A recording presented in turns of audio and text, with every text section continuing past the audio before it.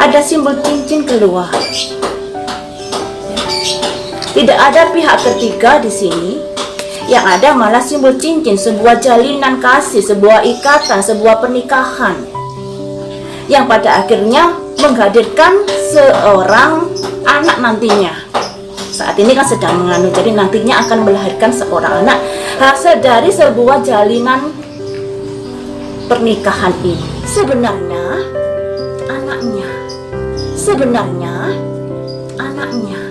Pemirsa, hari ini saya akan menganalisa kasusnya Rizkyda dengan Nadia Mustika, di mana Rizkyda ini kan sudah memberi klarifikasi apa yang sebenarnya terjadi di dalam hubungan keluarga mereka. Dan jauh-jauh hari saya juga sudah memprediksi, waktu itu kan masih rame tentang temannya Nadia yang mengunggah di IG-nya yang menyamarkan nama Rizkyda dan Nadia, di mana dia itu mengunggah sesuatu yang membuat netizen tanda tanya, yang dihubungkan dengan Rizkyda meminta tes DNA untuk anaknya nanti. Dan waktu itu sudah saya prediksi hasilnya tidak ada pihak ketiga di dalam hubungan mereka, dan itu adalah anak Rizkyda. Sudah saya prediksi, dan prediksi saya ini juga sudah disiarkan beberapa media online, seperti yang saya tayangkan tadi itu cuma sebagian. Seharusnya loh ya, tapi ya tergantung sih dia percaya dan tidaknya. Tapi kalau ada pemberitaan yang seperti ini, seharusnya sudah introspeksi diri dari awal. Dalam arti kata, membenahi hubungan kedua belah pihak, sekalipun mungkin sudah ditalak waktu itu. Tapi nggak ada salahnya kalau memang cinta. Peliharalah rasa sayang itu, sekalipun sudah menalak, paling enggak memberi perhatian tentang biaya kehidupan Nadia kek, kasih belanja kek, beliin susu hamil dan lain sebagainya. Sebenarnya rasa kasih sayang itu bisa diwujudkan dengan hal apapun. Akan tetapi kalau los nggak ada perhatian apapun, ya gimana lagi ya guys. Kan saya baca dulu pernyataannya biar saya nggak salah ngomong juga. Dikutip dari tribunnews.com. Sebenarnya kalau untuk talak sudah di tanggal 22 Agustus 2020. Dan di mana Rizkyda ini menikahnya bulan Juli. Jadi tanggal 17 Juli 2020 dia menikah, dan dia menalak tanggal 22 Agustus 2020. 1 bulan pernikahan sudah ditalak. Bukan tanpa alasan Rizkyda menjatuhkan talak Nadia.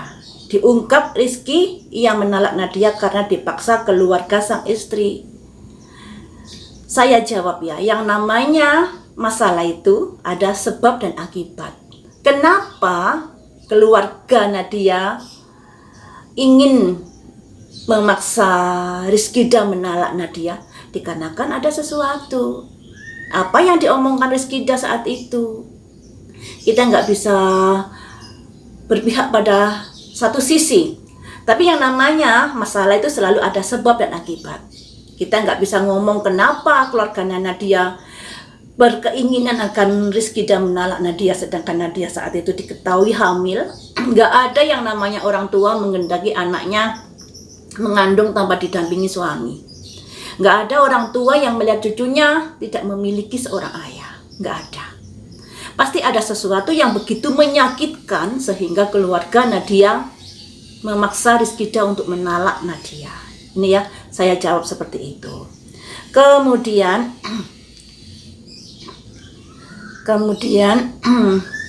tak tahan dengan desaan keluarga Nadia, Rizkyda akhirnya menjatuhkan talak 1. Mereka sendiri yang meminta menyelesaikan dengan cepat, ungkap Rizkyda. Jadi seperti yang saya bilang tadi, keluarga Nadia menghendaki Rizkyda untuk menalak Nadia secara cepat. Dikarenakan mungkin ada omongan yang kurang mengenakan, dan itu membuat Nadia merasa tersakiti. Karena memang begitulah seseorang itu, maksudnya wanita itu, kalau sudah dituduh atau diminta tes DNA terhadap anaknya, otomatis rentetannya panjang. Sama artinya dituduh selingkuh, sama artinya dituduh berzina.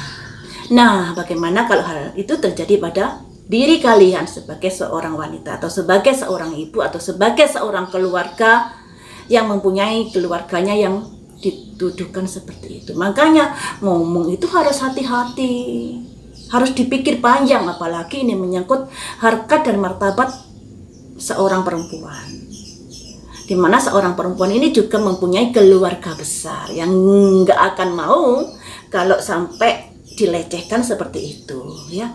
Daripada berlarut-larut, daripada nggak ada juntrungnya, nggak ada salahnya kalau keluarga perempuan meminta segera ditalak satu, ya. Seperti itu, ya. Kemudian sambil menahan tangis, Rizkida mengaku heran dengan sikap keluarga Nadia. Seandainya saya balik sambil menahan tangis, Nadia berpikir kenapa meragukan cintanya, kenapa meragukan kesetiaannya. Kalau dibalik seperti itu bagaimana? Sebab selama ini pihak Rizkida yang seolah-olah disalahkan oleh publik. Ya memang, ya memang disalahkan. Makanya ya, saya baca-baca kalau Nadia ini ada flek sebelumnya dan mengaku menstruasi. Kemudian setelah hari itu, di beberapa hari kemudian mengaku sudah hamil. Tentunya Rizkida ini bingung, bisa dimaklumi. Akan tetapi untuk melontarkan kata-kata yang begitu menyakitkan dengan meminta tes DNA, sama saja itu menuduh istrinya selingkuh, sama saja itu menuduh istrinya berzina. Akan lebih baik kalau dia ini berkonsultasi pada dokter, ya. Karena yang namanya seseorang tidak bisa menguasai ilmu sebegitu banyak. Apalagi ini ilmu kebidanan, ilmu kedokteran, ilmu medis. Sudah seharusnya konsultasi pada pihak yang mengerti masalah ini. Karena sebenarnya kadang-kadang seorang wanita hamil itu ditandai dengan flek. Jadi flek ini bukan menstruasi, ya. Mungkin Nadia waktu itu berpikir flek ini adalah menstruasi. Karena memang guys, yang namanya darah flek dengan darah menstruasi itu sama, nggak bisa dibedain. Tapi flek itu cuman sebentar, beberapa hari atau cuman sedikit waktu. Kalau menstruasi kan beberapa hari, bisa seminggu. Tapi kalau flek ini cuman sedikit-sedikit, ya. Jadi ketidaktahuan ini membuat Rizkida menuduh Nadia. Jadinya berbuah seperti ini. Sudah seharusnya loh ya, seseorang laki-laki itu menjaga harkat dan martabat perempuan. Kalau perempuan dibegitukan pasti sakit hati, tidak dipercayai, sudah dituduh dan lain sebagainya. Namun Rizkida ini tidak merasa bersalah di sini. Ada perkataan yang begini, mereka menyalahkan Iki dan berusaha untuk biasa saja. Tapi malah mereka, demi Allah, mereka sendiri yang minta diurus secara cepat, baik itu agama atau hukum, ujar Rizkida.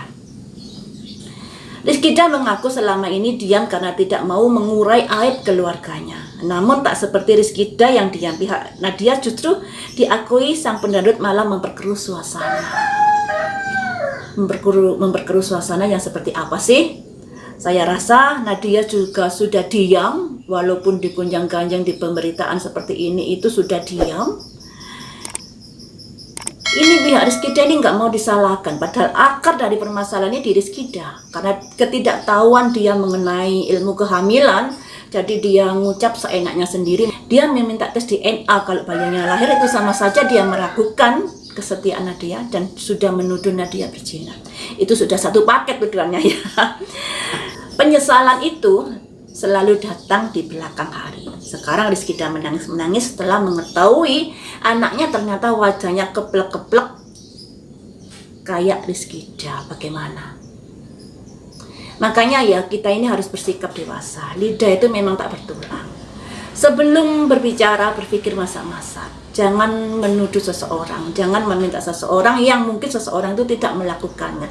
Dampaknya yang seperti ini. Kalau sudah berdampak seperti ini, tidak mau disalahkan. Padahal akar permasalahannya di dia. Karena dia tidak mengetahui ilmu kehamilan. Dia menuduh seenak udelnya pada Nadia. Otomatis Nadia marah, apalagi dituduh, maksudnya bukan dituduh ya, apalagi diminta nanti kalau anaknya lahir harus tes DNA. Mau nggak mau itu sama saja sepaket nuduh perselingkuhan juga perzinahan. Jadi mau nggak mau Nadia dan keluarga besar yang mencak-mencak. Ada hal itu terjadi pada diri kalian, pada keluarga kalian, pasti kalian juga marah. Harusnya Rizkida ini introspeksi diri, ya, introspeksi diri, tidak merasa saya nggak bersalah, saya diminta talak secepatnya. Meminta talak itu karena ada alasannya yang sangat mendasar. Nggak serta-merta minta ditalak kalau nggak ada apa-apa, ya toh. Disinilah masih kurang dewasa saya bilang seperti itu. Jadi bisa dikatakan permasalahan ini memang akarnya di Rizkida. Nadia kena imbasnya karena dari sikap ketidaktahuan Rizkida juga kurangnya dewasa. Ya seperti itulah guys, semoga hal ini tidak terjadi pada keluarga kita, ya. Sebelum kita menghakimi seseorang, sebelum kita menyampaikan sesuatu, alangkah baiknya kita berpikir-pikir apakah kata-kata kita ini menyakiti seseorang atau tidak. Dan sudah sewajarnya loh ya, Rizkida ini tidak cuci tangan dalam permasalahan ini. Harusnya minta maaf untuk menyelesaikan perkara ini. Bukan malah merasa disudutkan, bukan malah nangis-nangis. Semuanya sudah terjadi. Yang namanya penyesalan lahirnya di belakang. Setelah lihat anaknya wajahnya mirip dia, apa mau dikata? Akan saya prediksi di sini ya guys. Untuk Rizkida, waktu penyampaiannya itu perasaannya seperti apa sih? Saya jadi pingin tahu saat menyampaikan kalau anaknya lahir nanti minta dites DNA, seperti apa penyampaiannya? Adakah orang-orang yang nongkrong dalam permasalahan ini, dalam arti kata yang memberi masukan-masukan pada Rizkida untuk begini dan begini? Kita pojok di sini ya. Saya dari awal ini sebenarnya kasihan kepada Nadia, apalagi ada netizen yang kok bisa-bisanya ya menyudutkan Nadia dengan alasan orang tua kandungnya, bapak kandungnya yang begini, yang begitu. Jangan begitulah. Semua manusia hakikat martabatnya itu sama. Bukan berarti kalau dia dari anak keluarga yang seperti itu lantas nggak berhak untuk hidup bahagia. Jangan punya pikiran seperti itu ya. Itu kurang bagus. Ini baiklah saya pojok dulu untuk melihat bagaimana sebenarnya kondisi keadaan Rizkida dalam penyampaian itu. Menyampaikan ingin anaknya dites DNA. Biar kita tahu kondisinya seperti apa. Saat itu kita flashback ke belakang. Simbol dari kesuburan bisa diartikan kehamilan. Kita lihat kartu berikutnya. Kekecewaan di sini. Jadi kehamilan Nadia ini membuat Rizkida kecewa.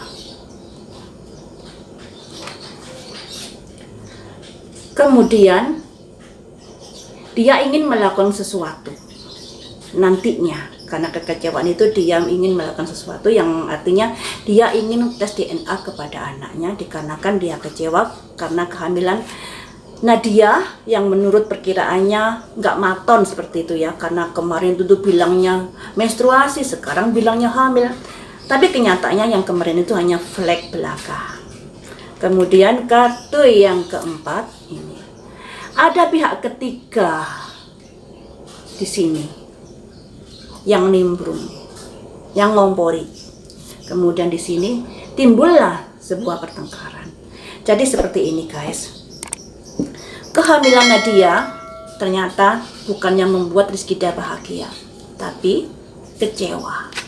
Dikarenakan seperti yang saya katakan tadi, awalnya Nadia bilang ini saya menstruasi. Kemudian beberapa hari Nadia bilang hamil. Dan itu membuat kecurigaan Rizkida kepada kehamilan Nadia. Yang dilambangkan ini kecurigaan, kekecewaan, sakit hati. Ya, sakit hati. Kemudian sebagai seorang suami, Rizkida ingin melakukan sesuatu, memutuskan sesuatu, yaitu tes DNA ketika bayinya lahir. Apalagi di sini ada pihak ketiga yang nimbrung, yang memberi saran-saran, yang mempengaruhi Rizkida untuk melakukan hal itu. Makanya semakin berantem, semakin parah kondisinya. Ya. Jadi pihak ketiga ini bukan malah ngadem-ngademi atau bukan malah mengusulkan untuk konsultasi ke dokter bagaimana ini sebenarnya, malah mengompor-ngompori yang jadinya ada pertengkaran hebat antara Rizkida dan Nadia. Nah ini, dan ini awal dari permasalahan yang ada dikarenakan adanya kehamilan yang mengecewakan. Kemudian tanggapan pihak Nadia ini setelah ini bagaimana? Setelah pertengkaran ini, tentunya yang menyakitkan ya. Tapi kita dalami lebih jauh ya guys. Saya juga penasaran. Pihak Nadia, saya kocok dulu.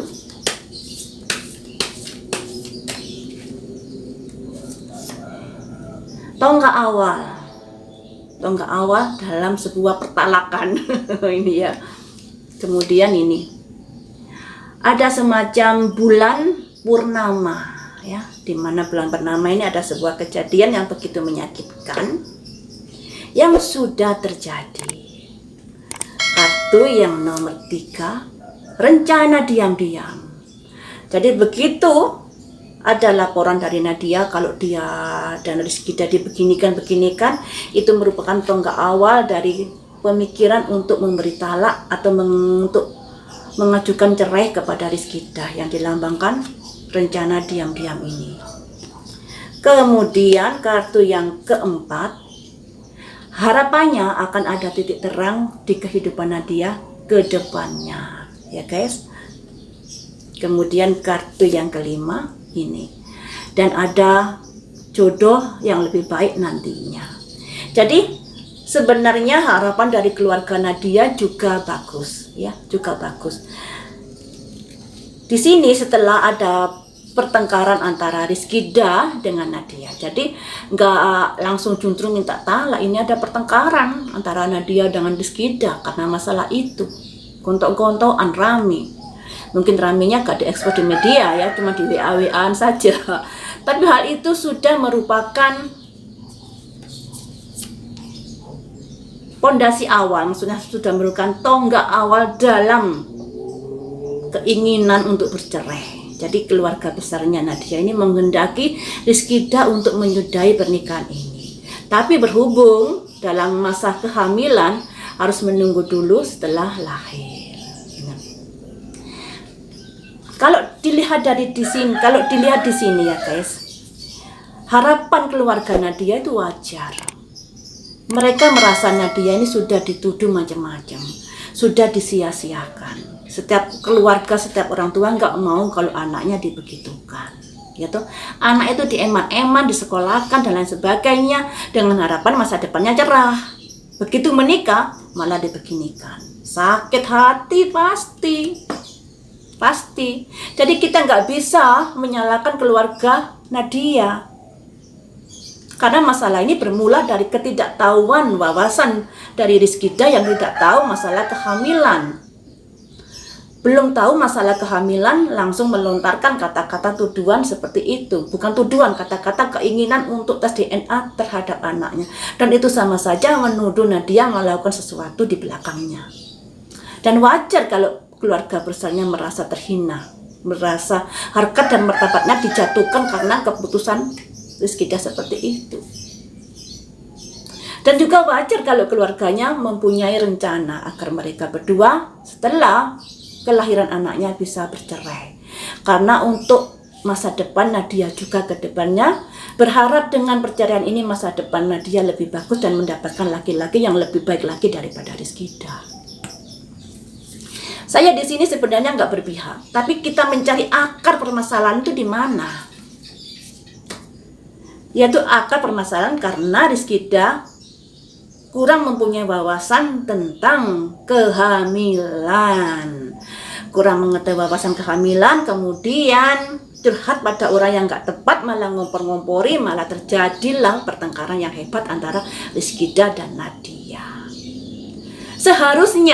Seharusnya ya, kalau Rizkida ini masih sayang kepada Nadia, masih cinta kepada Nadia seperti apa yang dikatakan ya, karena dia masih punya keinginan untuk melanjutkan rumah tangga ini. Kalau memang niatan itu sudah ada dari dulu, walaupun Nadia sudah hamil dan sudah dicurigai kalau anaknya begini-begini, seharusnya sudah memberi perhatian kepada Nadia dari awal. Tidak nunggu anaknya lahir, ya toh. Seorang istri, seorang wanita yang hamil itu ingin dimanja, ingin didampingi suami, ya. Di mana saat itu dia berada? Ya, di mana saat itu dia berada? Kalau memang dia merasa masih cinta, apakah nunggu cintanya harus keluar dulu, anaknya harus dibuktikan dulu wajahnya yang keplek-keplek, baru dia bilang saya ingin mempertahankan rumah tangga saya? Sudah nggak ada artinya lagi. Bagi saya loh ya, bagi saya sudah nggak ada artinya lagi. Kalau anak saya dibegitukan, saya pasti marah. Sebenarnya Rizky Day ini yang patut agar bisa clear masalahnya ini bukan memperkeruh, bukan malah menyudutkan pihak Nadia. Sudah seharusnya Rizky Day ini minta maaf atas atas kata-kata yang diucapkan saat Nadia hamil, ya, saat Nadia hamil. Itu lebih gentle daripada menangis kemudian menyudutkan keluarga Nadia, bilang kalau talak ini karena keinginan keluarga Nadia, saya dipaksa untuk menalak. Kenapa dipaksa menalak? Kamu bicara apa pada Nadia? Seperti itulah saya jadi terbawa emosi. Terbawa emosi.